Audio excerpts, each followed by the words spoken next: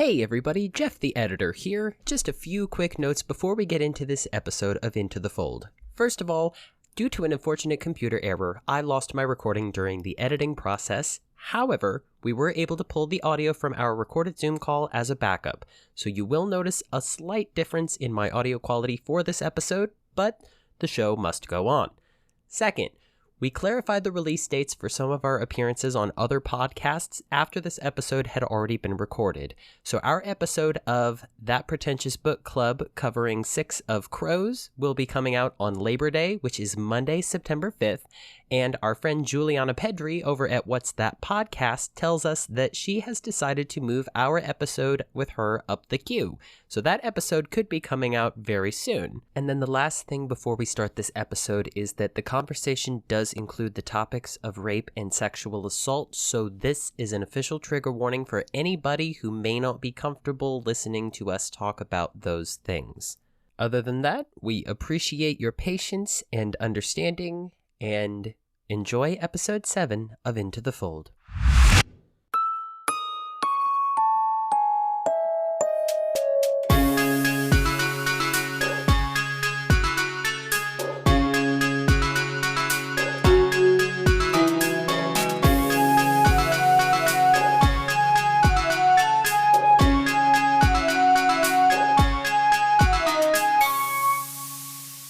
Hello, and welcome to Into the Fold, a show where two best friends share their love of Leigh Bardugo's Grishaverse chapter by chapter. I'm Geoff. And I'm Julianna, and this week we are talking about Shadow and Bone chapters 9 and 10. Welcome back, listeners. We're happy to have you. We are so happy that you are back and that we are both here because we have had weekends, respectively. It has been a time. What was it you said to me earlier? You said, which version of Julianna am I getting? Oh, this is the crazy, overtired, delusional version, because I'm probably gonna hint myself on over into the world of crazier than I usually am, just because this is going on my 5th hour podcasting today. Oh, good gracious. Why do you do these things to yourself?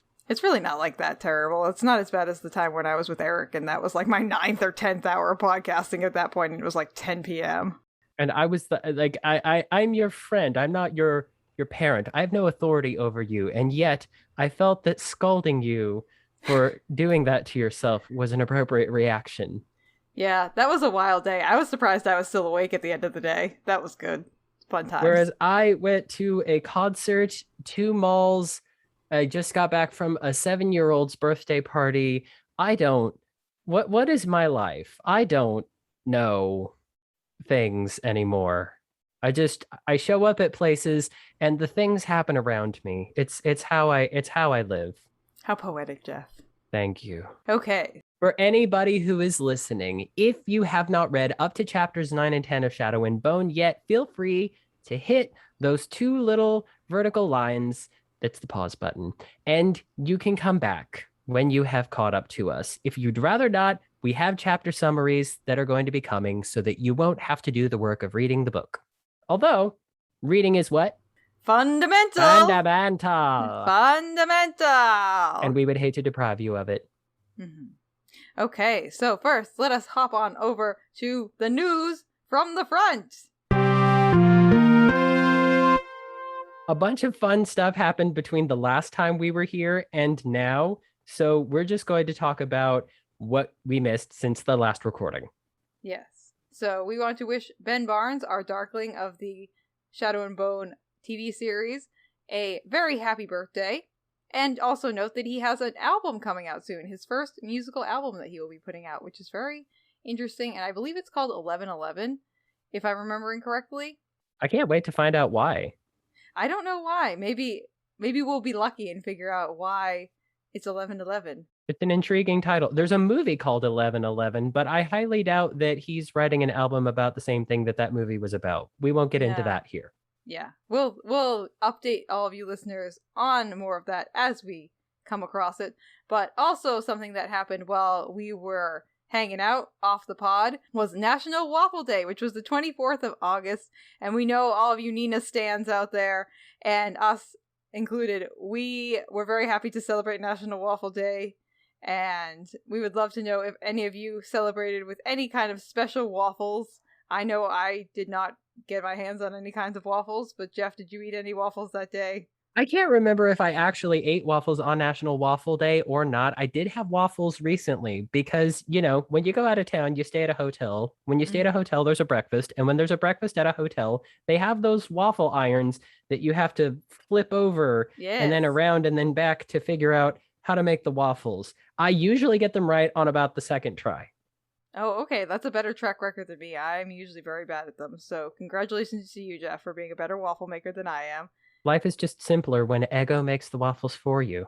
Yeah, the chocolate chip Eggo waffles were literally my jam when I was growing up. I would eat the living crap out of those things. What's your personal best? I mean, the question has to be asked, what was your personal best? Probably a whole box. You ate a whole box of Eggo chocolate chip waffles in one setting? Oh my gosh, your poor stomach. One time I ate, those chewy chocolate chip cookies from Chips Ahoy? I do know those. One time I ate a whole box of those in like under an hour. Yeah. Oh my gosh. Ugh. My family still makes fun of me for it. They're like, you remember the time when you sat down and you ate a whole box of cookies? I'm like, yes, I very much so remember that. But again, they like to make fun of me, but I think it's an accomplishment. We would also like to note that in this time frame that has passed since the last episode, we have also recorded with 2 absolutely lovely podcasts.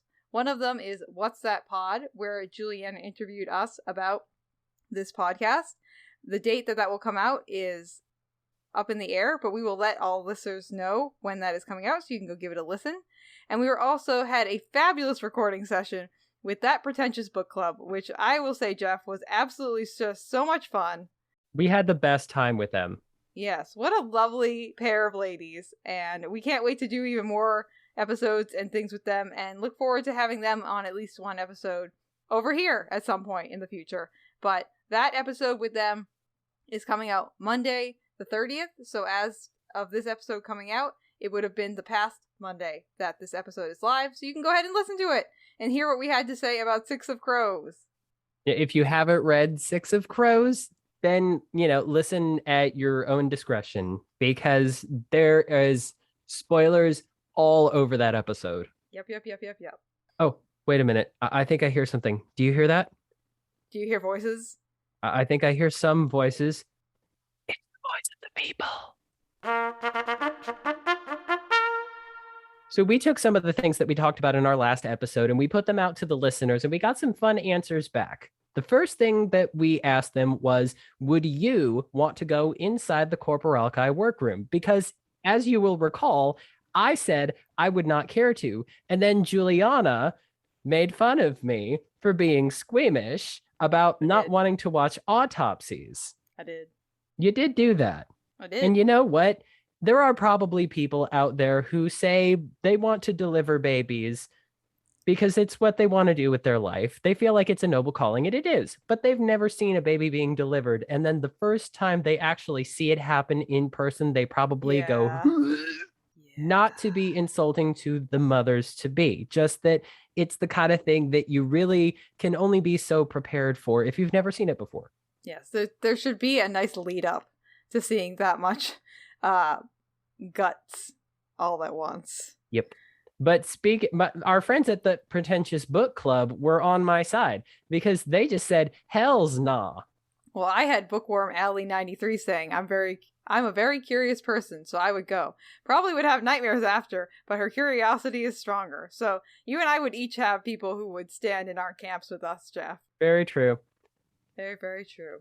And it's funny. I watch a lot of Law and Order Special Victims Unit, and it occurs to me that I hear about autopsy results almost every single episode. And yeah, when you hear about things like that, you picture it, but there's a difference between hearing about something or reading about something and seeing it happen right in front of you. Yep. That's all I'm going to say to that, Geoff. Yep. Why? Do you know something I don't know? No, I'm just reflecting on my own experience with reading things in a textbook and then seeing them in real life, just because, as you know, I work in a medical field, so I've seen many a nasty wound. Okay, when we're done here, you are going to have to share with me a story of something that was different. when you finally honestly, saw it? I think I have a picture I can pull up for you, actually. Of someone's foot. Pictures are not necessary. Words I have a nasty foot plenty. wound. I have a nasty foot wound I can show you. No, you will sure? not do that. You sure? It will be bad for our friendship if you show me that. So don't. We also asked our listeners, do you think it's okay that Grisha children are taken away from their families at such a young age? And we had another response from Bookworm. Oh, sorry. This was Dani. Oh, this Dani's is Dani. written to us before. Oh, okay. I didn't realize. There are many things I appreciate about Dani. One of those things is Dani uses the email. Mm-hmm. It's fun getting emails. It's the closest thing to getting letters anybody gets hardly anymore. And this answer came to us via Twitter. I know I've kind of joked before about how we don't get a lot of traffic on our Twitter, but Dani actually answered us on our Twitter. Yeah, so thank you, Dani. Thank you. So what did Dani say? Dani says, it reminds me so much of the Jedi approach. The aim is to do good, raise magical children in a community where they'll be accepted and won't be in danger. But it's pretty scarring for the kid and their family, and I agree with that. I can't believe I didn't think of this. I like Star Wars. Yeah, same.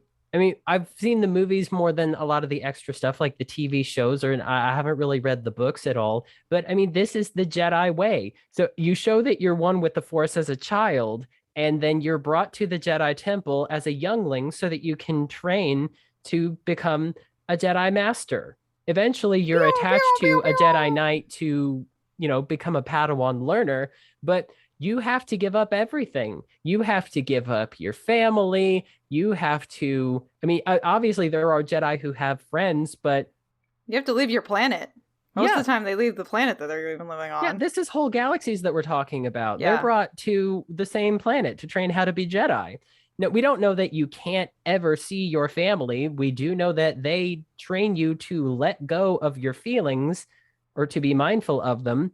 I know at one point Yoda says, train yourself to let go of everything that you are afraid to lose. That kind of sounds like what the Darkling is doing, but the Darkling is obviously doing it for less altruistic reasons. Yeah, I would say that his motivation, the Darkling's motivation, is much darker, shall we say, than Yoda's motivation. But we shall learn more about that going forward in the chapters. But thank you, Dani, for that wonderful feedback. I would love to see somebody go a lot deeper on this. Somebody who maybe has a much more extensive knowledge of the Star Wars universe than we have. Yes, let us know. That would be a really cool thing. Marjolaine, are you out there? Hello. Oh, I know you know Star Wars. Oh my gosh, no, yeah, we got to remember to ask Marjolaine about this when we have her on the show. Oh, she loves Star Wars. She was very excited when I got back into Star Wars.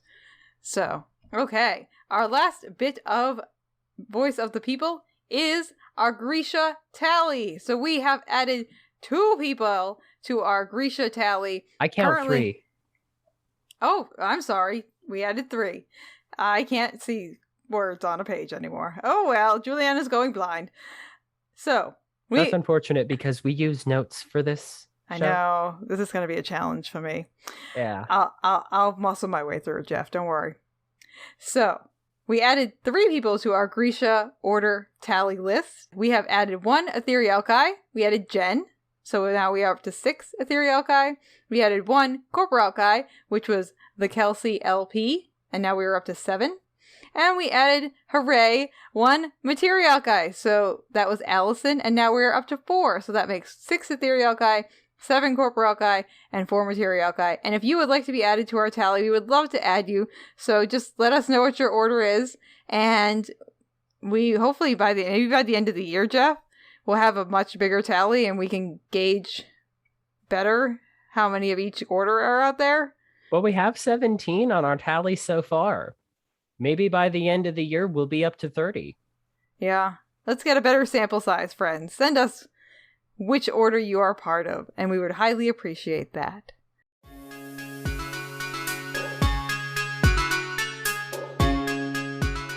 Shall we get started and head on into our main discussion, which is chapters 9 and 10 of Shadow and Bone? Sounds good to me. Would you like a summary for chapter 9? Yes, Geoff. I would love a summary. Thank you. So these chapters seem to be developing a kind of pattern, because they seem to start with Alina saying, well, this is going badly. And then they end with her getting some kind of enigmatic point that causes her to lose sleep. Here's how that works in this chapter. She starts her lessons with Baghra. They're off to a bad start, like the rest of her Grisha education. And when we get a look at what Grisha education is like, they're studying things like advanced Grisha theory, combat training, languages. So it's military school, which makes sense because they're all training to join an army. That's why they're here. And we get to meet Botkin, another one of my favorite characters. He is a Shu missionary who serves as a combat instructor for the Second Army because thankfully they are smart enough to understand Grisha shouldn't rely only on their power in order to be able to fight. His methods are kind of like Baghra's, but he seems to have a lot more patience than she does, because where Baghra will insult you until you hate her, and that's your motivation to do well in her class, he gives you the kind of motivation where he pushes you really, really hard, and then you want to rise to the level that he's setting for you. And I don't know which one of those I would do better with. But meanwhile, Alina is enduring more drama and gossip among the Grisha, including some very judgmental remarks about Genya, who unfortunately we don't get to see in this chapter. And then she gets taken away from dinner to meet up with the Darkling in the war room, which is kind of creepy, but depending on your perspective, also kind of hot, maybe. I don't know. He gets really hung up on the scar that she has on her hand and asks her a bunch of questions about Mal. And you notice that he never calls Mal by his name. He only ever calls him the Tracker. And then he says stuff like, how much do we really understand our own gifts, I wonder? And Alina, once again, is sent off to sleep, wanting to know what the hell just happened. Yeah. You're right. The coming chapters actually do follow that narrative pretty well that you set forth, Geoff.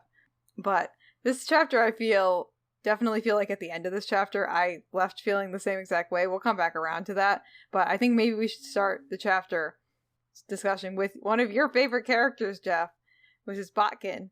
I love Botkin. I don't know why. Oh, you don't know why? Okay. I don't know why.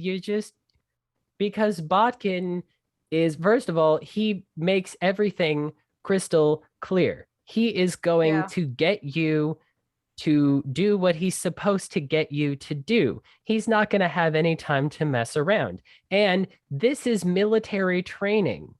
He doesn't care about your feelings. He's not going to be mean to you on purpose. He just needs you to understand it's war you're going into. He doesn't have time to be sensitive. He needs you to understand you're about to endure one of the hardest and most gruesome things anybody is ever going to have to endure. Yeah. I think it's very interesting, too, because we learn that he is not Grisha. And as we already know, the Grisha are very kind of racist towards non-Grisha people. And it kind of works in return with them, too. But they're very particular as to who they let into their spaces. But they willingly let him into their space. And I think the description of him in the book is great. Is that he's not Grisha, but has a gift for violence. Yeah. He's a great fighter. And that's all you need. And he's a mercenary. That's perfect. Yeah. He is a great fighter. He can teach other people to be great fighters. And he doesn't care what side you're on. You're paying him. He's been hired to do a job and he's doing it.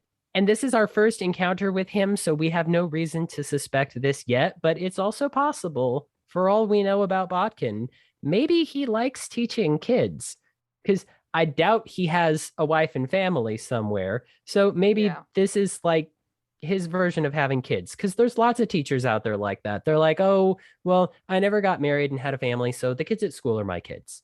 I can see where that would take up all of your mental space. Oh, no, that's a headcanon, and I love it.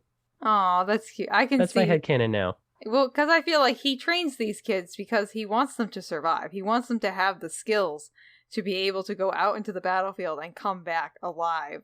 And he wants to see them tomorrow.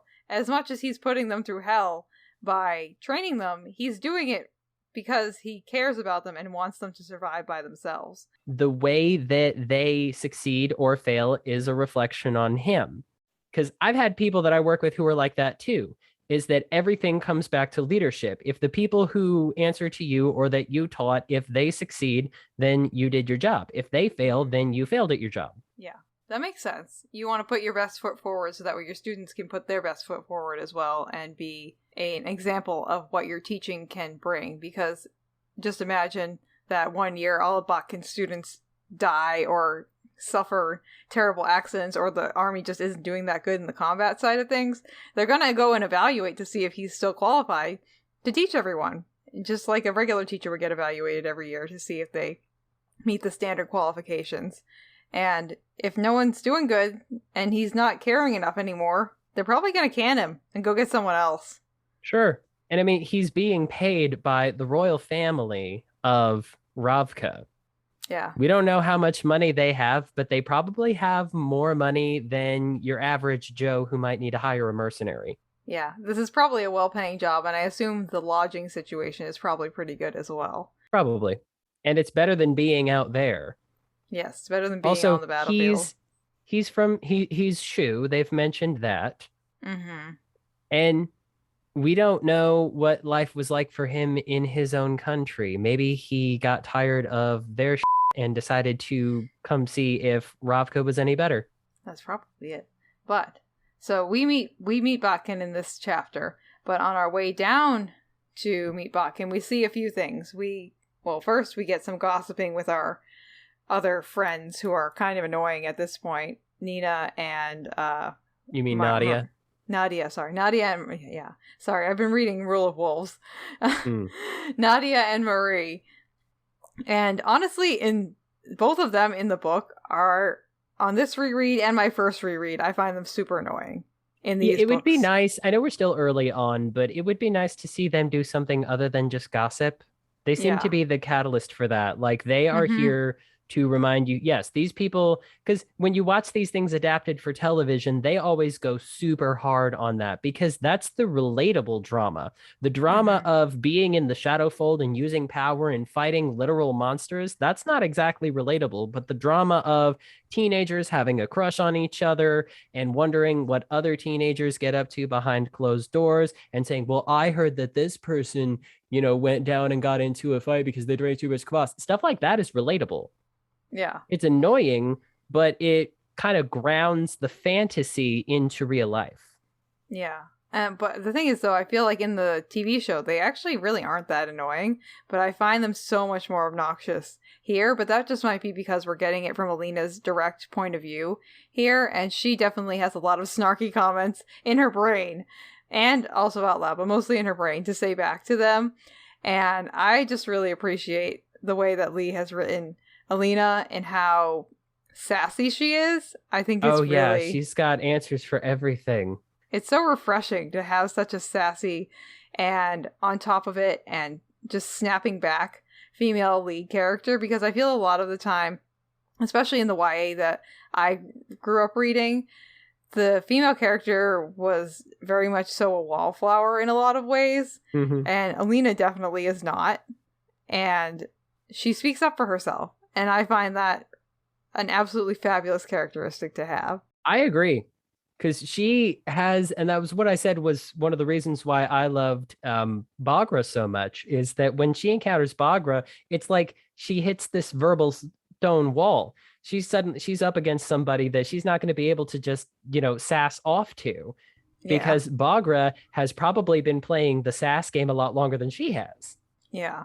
I would agree with that. That she definitely has been playing the sass game a lot longer than Alina has. But when it comes to people her own age, on the other hand, she seems to hold her own with these other young people just fine. One of the other things that we get on our way to combat training is a lovely visit from the Apparat. What a freaking creep. Fuck that guy. What a creep. He's so creepy. Hate him. We don't even know why he's really spoken yet, but I hate him instantly. Anybody who has to leer at you from the shadows and that's your first impression of them, and they do it more than one time, it does not take a genius to know that that is a character that is so undesirable. Just good God, girl, get out anytime he is in the room. Don't talk to him. Don't look at him. Don't touch him. Breathe near him. Not today, Satan. You're not taking my soul today, Satan. Is she making it a little bit obvious with the Apparat? Yeah. That he's a super creep?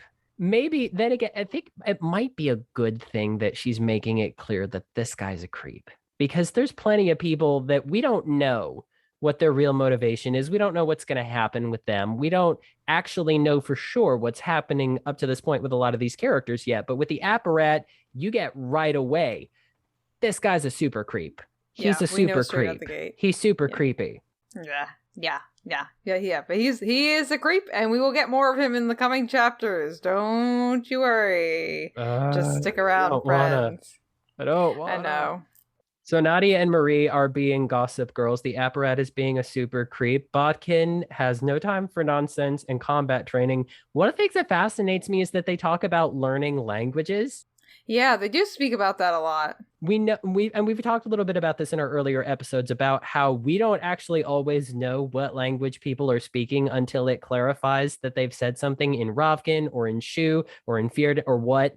But which of these languages do you think would be more fun? I mean, I say fun like they're not training for military, espionage. But just like, let's say you were taking one of these languages recreation, like you're at home, you're taking Rosetta Stone, Grisha language edition. A very unrealistic situation, Geoff. I would never take Rosetta Stone. Unrealistic situation. We're talking about people who can manipulate elements with their hands. You're asking me, well though. Past unrealistic situations. I am much more likely to go create a thunderstorm out of nothing than I am to take a foreign language class. And that's everything our listeners need to know about Julianna. Yes. Yeah, Julianna can't learn foreign languages well in any capacity. Genuinely speaking, I think I could probably learn to control the wind easier than I could learn another language. But I do think the Shu language is interesting. I have a theory about why Nadia and Marie are so passive-aggressive and judgy about what's supposedly going on with Genya and the king. Yes. Yeah, let's talk about that for a moment. She eats at the Grand Palace and sleeps there, and they put a lot of emphasis on that. I have a theory about why. Okay, let me know. I think they're laughing to keep from crying. I don't think they actually hate Genya. I think they're just glad that what's happening with Genya and the king isn't happening to them. Yeah, I can agree with that. That they're just, it's more of a nervous laughter than it is a like he, I got you kind of laughter. And I mean, the whole situation with Genya and the king is just absolutely horrific. And we kind of got little hints of this in the chapters previous to this, but this is more of a blatant statement of, yes, the king is definitely like raping Genya in some capacity or doing some kind of unwanted sexual touching connection, whatever. And it's not right. Friends, listeners, people, ask for consent every time, please. And thank you. And this just goes even further to prove what a grungy, nasty person the king is. We kind of got the impression from him initially that he's a bad dude. And now we know pretty much for a fact that he is a really bad dude. And not only is he judging women solely based on their appearances and has driven his wife probably to a point of insanity where she's tailoring herself every day and making like things harder on her life, but he's also having sexual encounters with a woman who doesn't want that, and who he has essentially taken on as his servant / slave person that the Darkling so lovingly gifted to him. Thank you, Darkling, for that one. Thanks, I hate it. Yeah, it's just a terrible thing. It's good that we're speaking about these kinds of things and not just pushing them under the rug, because this is something that could definitely happen in real life to someone. Less on the gifting thing, more on the just unwanted sexual... It's called human trafficking, and it's not okay. Yeah, it's not okay in any capacity. Don't you ever think for a minute that it is. And I appreciate that Lee is able to bring this to light a little bit, but it definitely is deeply upsetting that Genya is even going through this in any capacity. They should be her friends, but they're afraid to be her friends because if they're close to her, then they may be next. Or at Yeah. least they may lose favor because it might look like they're trying to interfere with just the way things are, which nobody wants to do because everybody wants to just focus quietly on their own privileged positions and get the best situation possible for themselves, which means that sometimes you have to just let these bad things happen to other people and say, well, that's just the way it is. What can I do about it? Yeah. Sometimes it's just outside of your control. And I will say that for Nadia and Marie, it probably is pretty far outside of their control at this point. They might be able to do something, but in this exact moment, it's a little bit outside of their span of reach, you know? Let's get into this meeting that happens between the Darkling and Lena. In the workroom! I expected something more important than this meeting because they take her away from dinner to go talk to him in the war room of all places. I mean, didn't you think that they were going to have a longer conversation? Oh yeah, I left this conversation that she had with the Darkling feeling the exact same way that she felt. Like, literally, what the just happened? Why did he call me in here just to ask me how my day was? And couldn't have he just done that in passing or something instead of making it overly dramatic in the best way that the Darkling knows possible? Mm-hmm. Again, proof that the Darkling is a drag queen, really just capitalizing on any chance to create drama out of everyday situations, such as asking you how your day was, calling you into the workroom, the war rooms are, and sitting at the end of a large table and looking at you with intensity and then being like, how was your day? There's two things about this meeting that I just kind of wonder about. He has this quote where he's talking about how the Etherealki tend to pair up in really specific ways. Inferni pair up with each other. Squallers often partner with tide makers, but you're the only one of your kind, he says. And I'm the only one of my kind, too. Oh, hint, hint, hint, hint, hint, hint, hint, hint. Yeah, see, is he trying to just kind of steer her back towards him and make sure that she doesn't get too chummy with other people? Or is he just trying to make sure she doesn't forget that she's special? I think he's jealous. He's like, you have friends. I thought we were friends. He could have had friends, but that would interfere with his plans for global domination. Yeah, but he only wants powerful friends, and he sees Alina, and he's like, aha, a powerful friend. He's that person. He is the Slughorn of this. Okay, so it's lonely at the top because nobody is as powerful as him except for her. Yeah. But he has to make sure that she doesn't start to feel like she's more special than he is. Mm-hmm. Yeah, he has to keep her in check. Manipulator. Yes. Everything he says is calculated and intentional. Mm-hmm. And for him to respond with any kind of actual in-the-moment emotion is extremely rare. He tries to keep his emotions in check very, very carefully, but he slips up a little. A little bit. Like in this moment where he's talking about Mal. First of all, he never refers to Mal by his name. He knows what Mal's name is, but he doesn't use it. He just calls him the Tracker. Possessive. And when he notices the scar on her hand, he starts talking to her about Mal and how they were orphans that grew up together. And he wants to know if Mal is as good as they say he is. And she pulls out the whole he can make rabbits out of rocks lines, which makes him say, sometimes I wonder if we really understand our own gifts. Did you get the feeling he suspects something about Mal that he's not saying? That's a really specific moment to bust out a line like that. Yeah, I have a very strong feeling that he does know something about Mal that we may or may not find out in the future. Not that you care. Not that anyone, listeners don't care. No one cares. No, not the listeners, you specifically. Oh, well, I care to know what's going on in these books, but I don't care for Mal. The fact that the Darkling is bringing him up was not very did not make me very happy. I would like the Darkling to leave Mal out of this, please. He's not here. Alina didn't bring him up. She did that at the end of the last chapter. You, my friend, did not need to bring him up.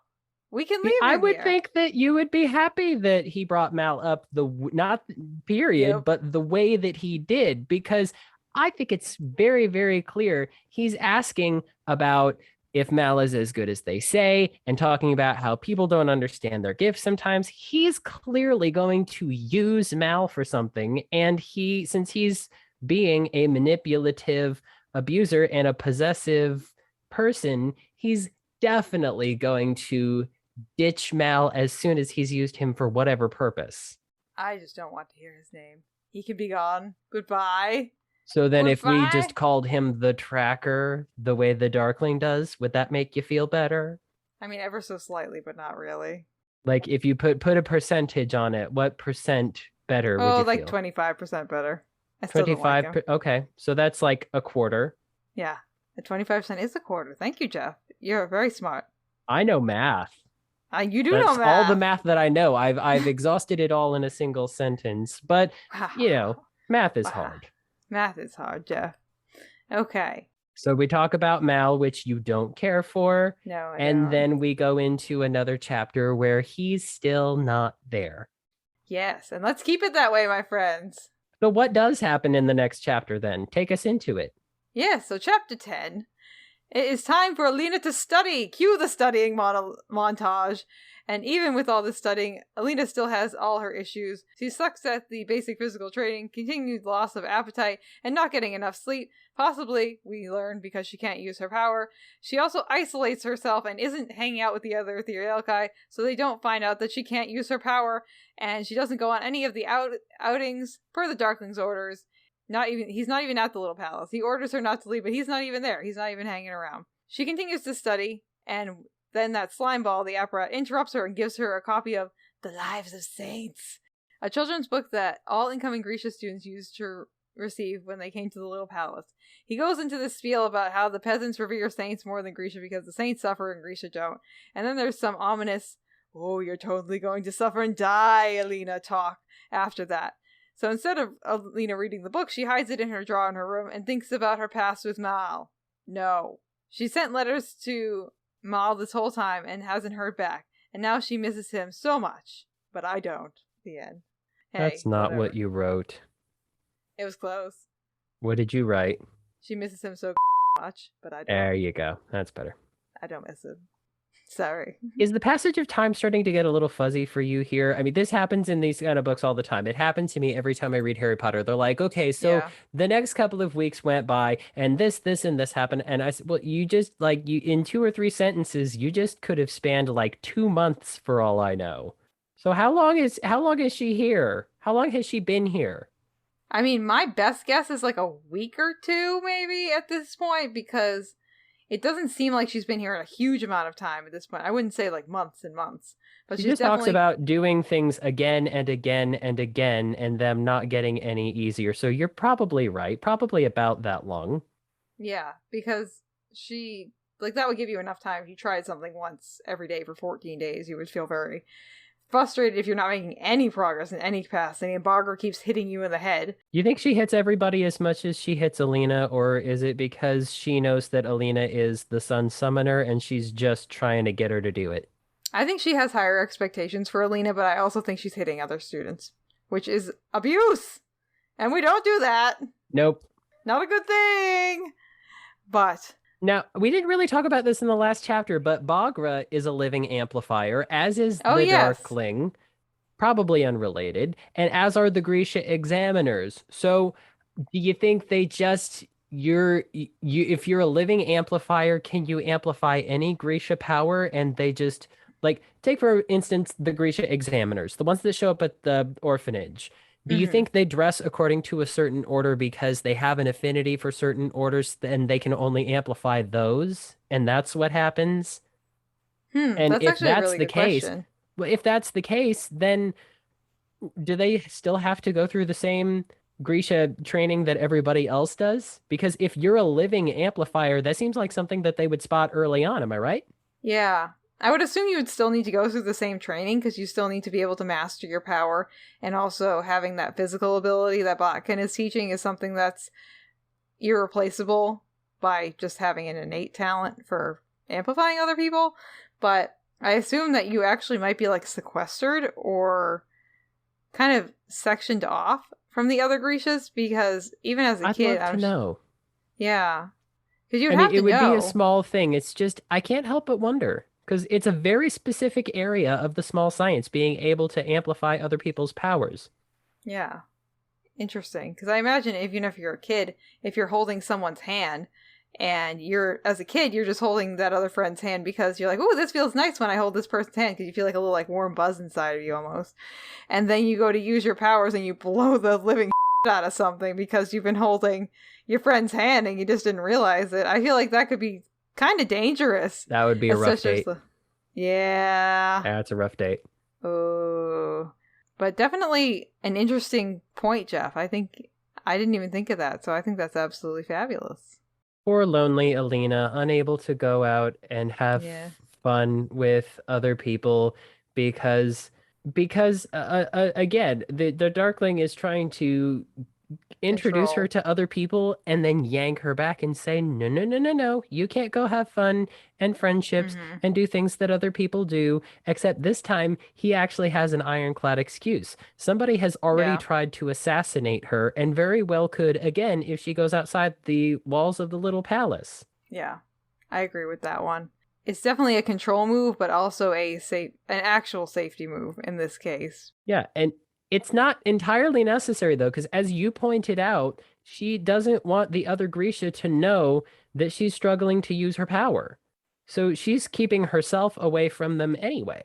Yeah. But the Darkling doesn't know that because, as you said, he's not there. And he doesn't understand feelings on a very deep level. And he just likes to check in with you at the end of the day and ask how your day was and then move on from there. And then talk about your scar and ask about your friends without using their name. Normal stuff. Yeah, normal everyday stuff. Happy romantic boyfriend stuff. Yes.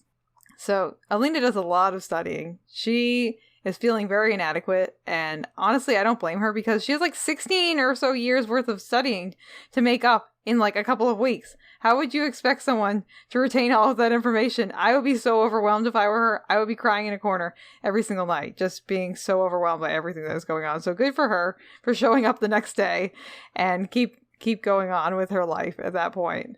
I agree. I want the book on Grisha theory that she's having to learn because it breaks the small what she's, I mean, I say book like there's tons of books, but she learns that the small science is broken down even further into, I'm going to butcher this, so prepare for incoming butchering of words. I'm not going to be able to correct you. Odinakavost? Does that sound correct? Yeah. So, okay, good. So Odinakavost, the thisness of something that connects it to other things, what makes it similar. And then the etavost, the thatness of something that makes it unique. So what connects Grisha power to the rest of the world or to other people who have similar abilities, and yet what makes it unique? And these are two different things that you have to understand. Yeah. Well, this is the first section of all the books that we get that actually breaks down exactly more specifically what the small science is.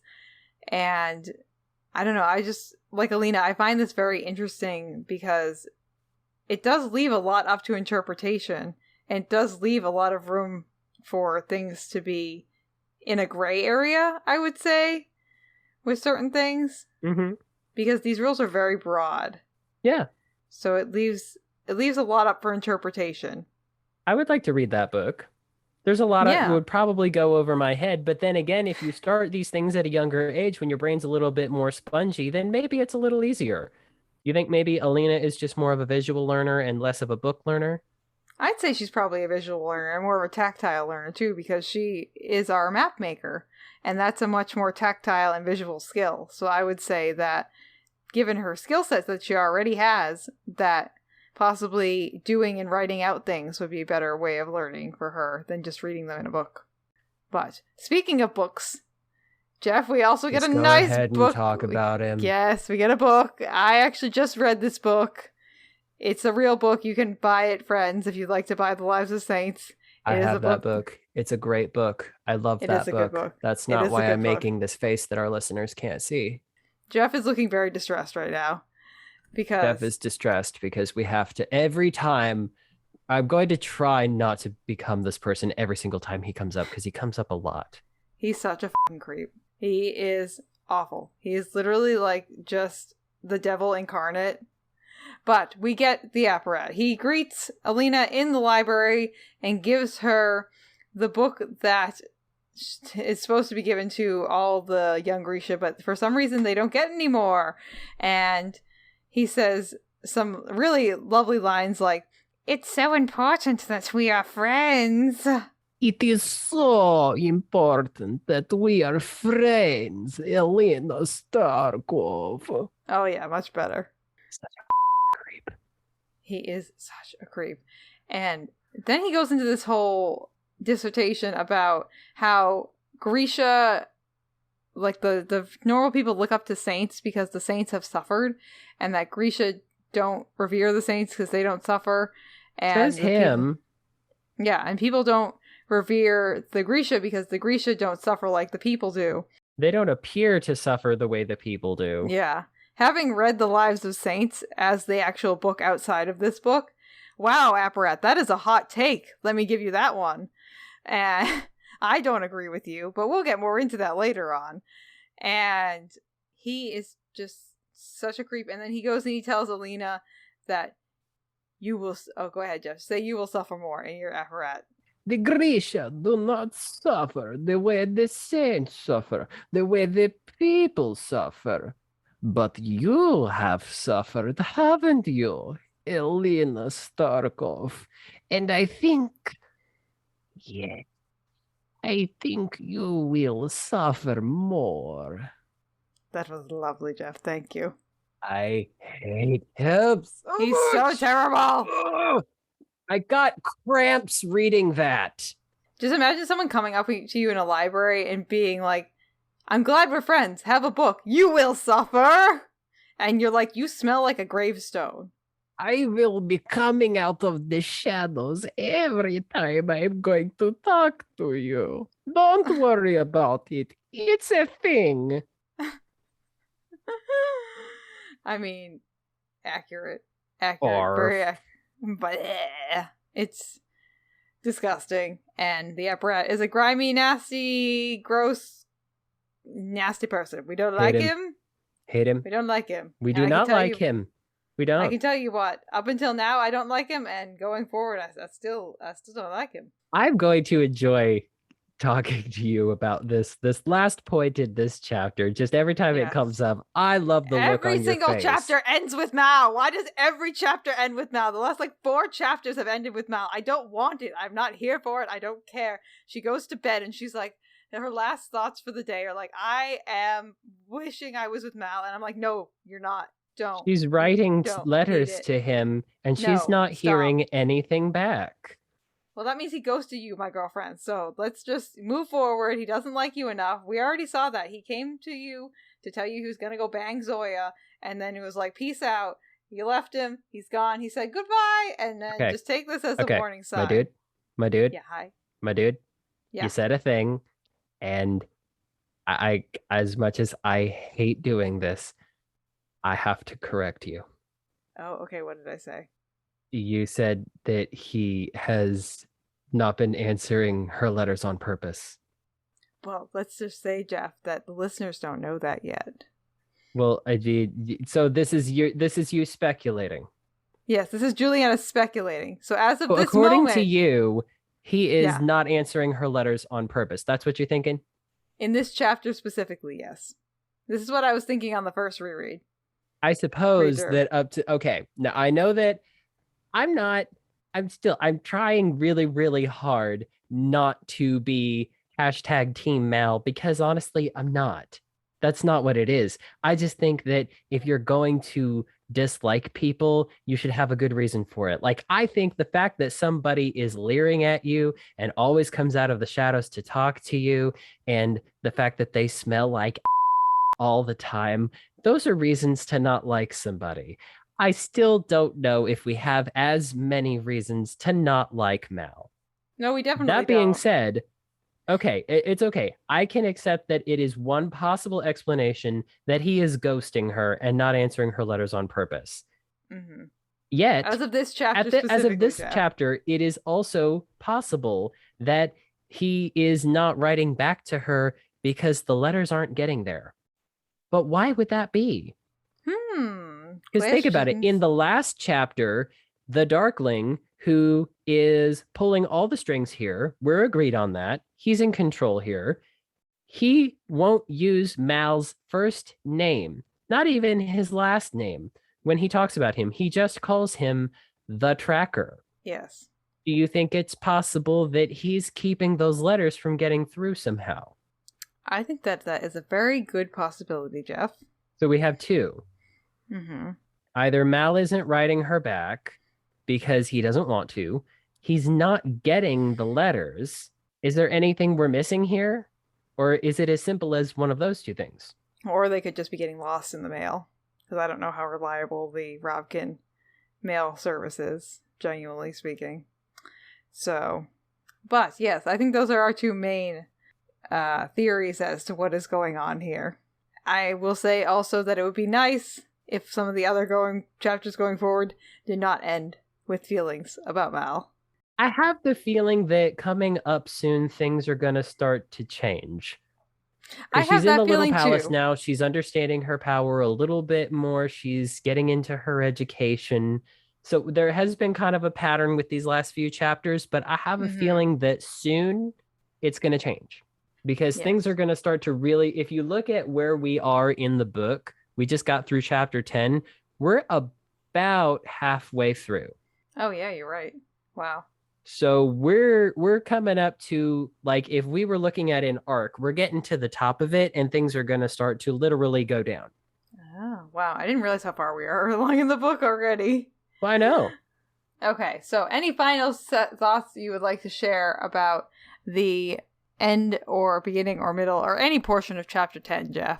It's kind of unfortunate that Alina has to go through all of this very intense kind of training, but she's not unfamiliar with that aspect of it because she's been through military training, and combat training should not be, I mean, she was trained as a map maker, but still there had to be some kind of combat training when she was training for the First Army because she was in the military. Even if you're out there making maps, you have to be prepared to defend yourself and your fellow soldiers when you're out there. Not super impressed. We didn't really talk about it. Not super impressed with how Botkin, has the line about how Botkin cannot make house out of such little sticks when he's talking about how scrawny her arms are.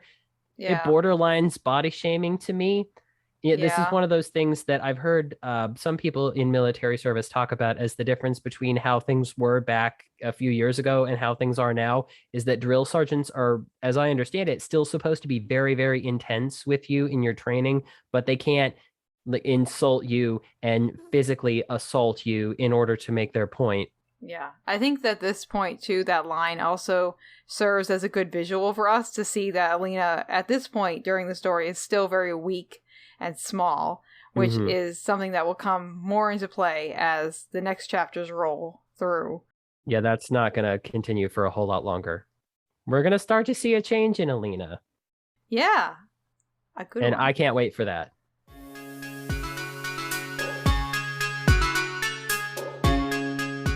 I have a game that I would like to play. Yes, Geoff has a game. If you're not too tired, before we call it a night, I would like to play this game. Sure, let's play a game, Geoff. What game are we playing? Well, this is just going to be a nice, simple game of Would You Rather, and I'll keep it to my top 3. Okay. So these are all going to be related to the chapters that we just read. Okay. The first one we kind of already went through. So the first one is, would you rather study Shu or study Suoli?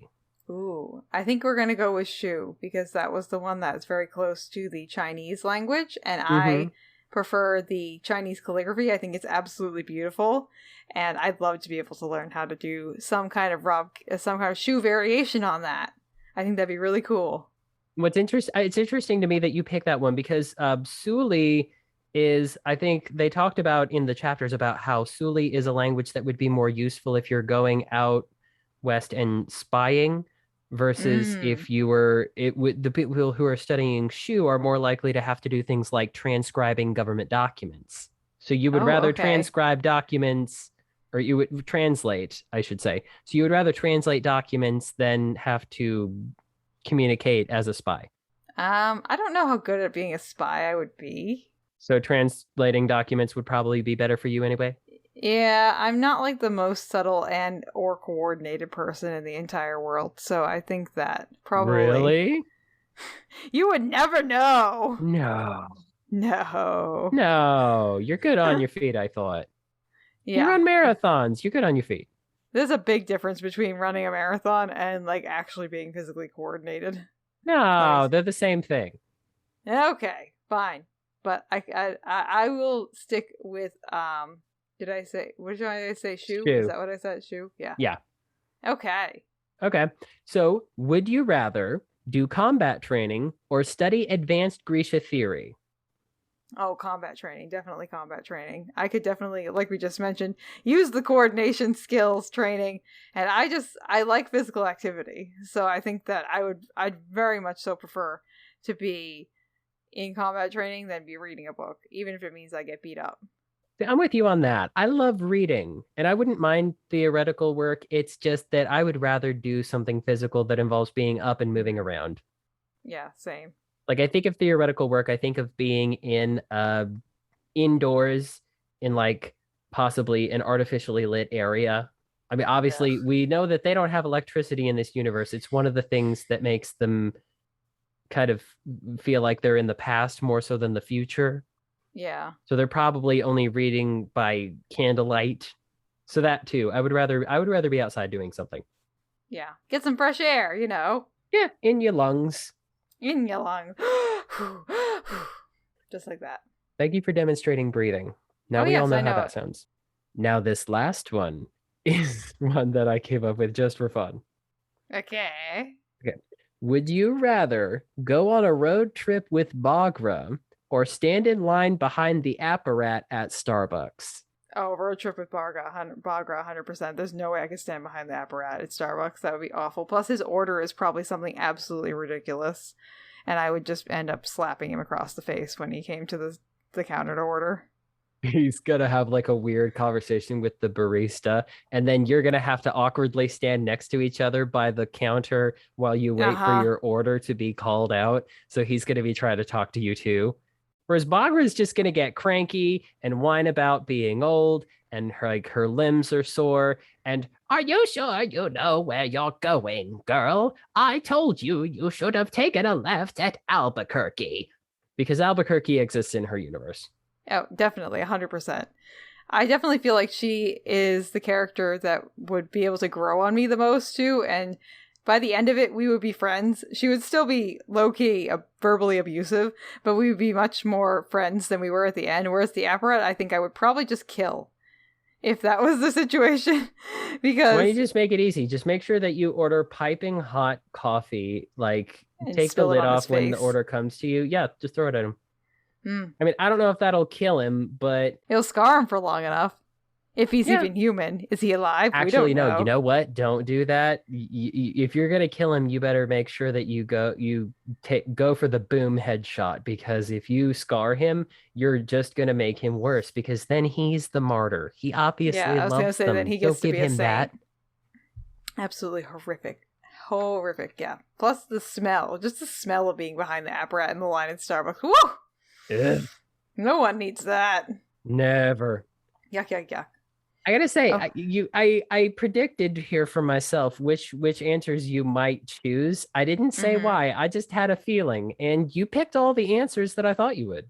Wow, you know me so well, Geoff. It's like we're friends or something. Yeah, it's like we talk to each other all the time, and we start a show or whatever. Yeah, you know those things you do and your friends. Like you do. Like you do. Okay, well, thank you, Geoff, for that game. That was very lovely. You bet. Now, how about we throw one out for our listeners? Yes, we have our question of the week. And this question is coming from chapters 11 and 12, which is the next set of chapters on our docket. And the question is, what does the Apparat say is stronger than any army? His body odor. Yeah, honestly. If you submit that, I will read here.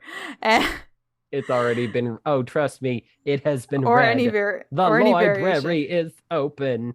Oh, but be careful, because the Apparat is lurking in the shadows of it. Yeah, he's trying to give out library books, and we don't want that. These are due back Thursday. Now I'm stuck on doing the voice. I hate him, but the voice is fun. I can't help myself. If you would like to answer our question, you can tweet at us. You can send us a DM on Instagram, where we are Into the Fold Pod on both platforms. And you can also send us an email. Yay! And you can listen to Into the Fold on all places where pods are cast. And we are also on YouTube. And just to reiterate, we are on Twitter and Instagram at Into the Fold Pod. You can also send us an email with any questions, comments, concerns, answers to our weekly question at intothefoldpod@gmail.com.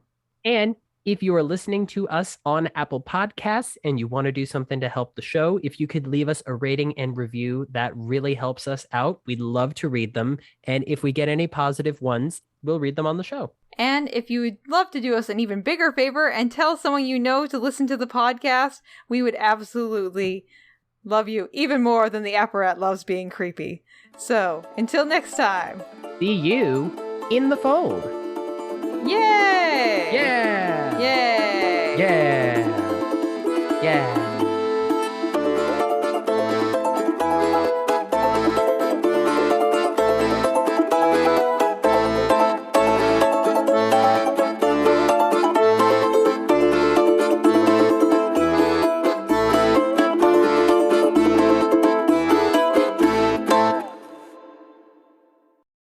I have a feeling that to some degree, everybody in your house probably suffered from that one, and that's all I'm going to say about it. I don't remember vomiting, but that's okay. Oh well. Moving on. So, do you hear the people sing, Geoff? Singing the song of Angry Men? Is there a song that will... Is there an episode that we are going to do where you are not going to make a reference to some musical or another? I mean... It's okay if you are. I just want to make sure that I'm mentally in the right place. These chapters are starting to develop a pattern because they seem to start with Alina saying, okay, so things aren't going great, and then they end with her getting some kind of enigmatic point that causes her to lose sleep. You're talking very fast, Geoff. Not the state. Where is... To the fight... To the... Combat training? Yes, let me start over, Geoff.